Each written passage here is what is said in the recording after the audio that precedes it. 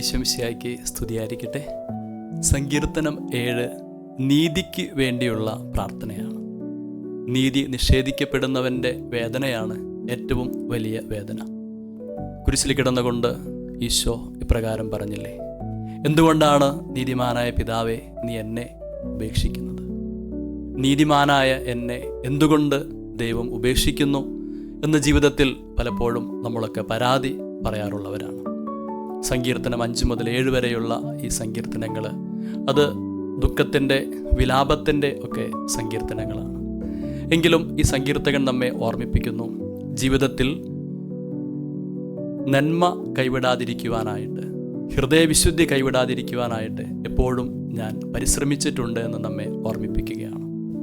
7-ാം സങ്കീർത്തനത്തിൻ്റെ 1-ാമത്തെ വചനം ഇപ്രകാരമാണ്: എൻ്റെ ദൈവമായ കർത്താവേ, അങ്ങയിൽ ഞാൻ അഭയം തേടുന്നു.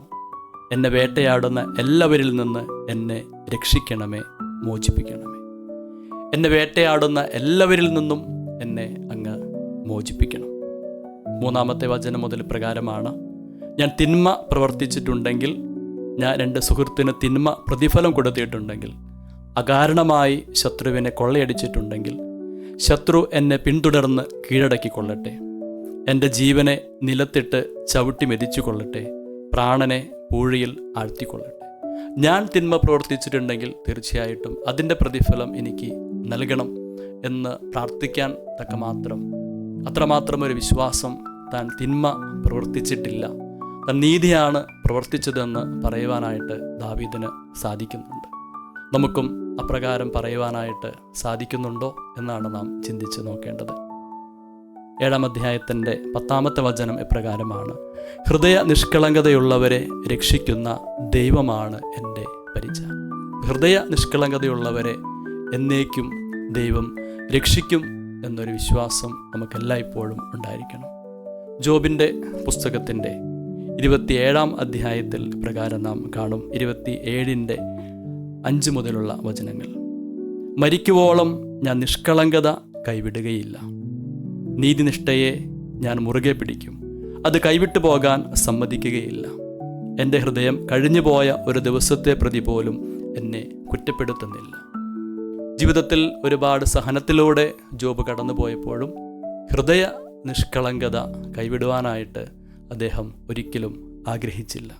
അതുകൊണ്ട് തന്നെയാണ് വീണ്ടും ജോബിൻ്റെ പുസ്തകം 31-ാം അധ്യായത്തിൻ്റെ 22 മുതലുള്ള വചനത്തിൽ പ്രകാരം നാം വായിക്കും: എൻ്റെ തോളിൽ നിന്ന് തോൾപ്പലക വിട്ടുപോകട്ടെ, എൻ്റെ കരം അതിൻ്റെ കുഴിയിൽ നിന്ന് വേർപെട്ടു പോകട്ടെ. എപ്രകാരം ഒരുപാട് നന്മകൾ അതിനു മുമ്പ് അദ്ദേഹം പറയുന്നുണ്ട്. ഈ നന്മകളൊന്നും ഞാൻ ചെയ്തിട്ടില്ലെങ്കിൽ തീർച്ചയായിട്ടും എൻ്റെ ജീവിതത്തിൽ അനർത്ഥങ്ങൾ സംഭവിച്ചു കൊള്ളട്ടെ.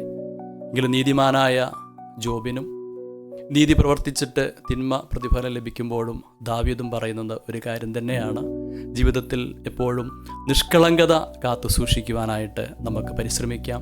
എങ്കിൽ നമ്മുടെ നീതിക്ക് വേണ്ടിയുള്ള പ്രാർത്ഥന തീർച്ചയായിട്ടും ദൈവം കേൾക്കും, അതിന് പ്രതിഫലം നമുക്ക് നൽകും.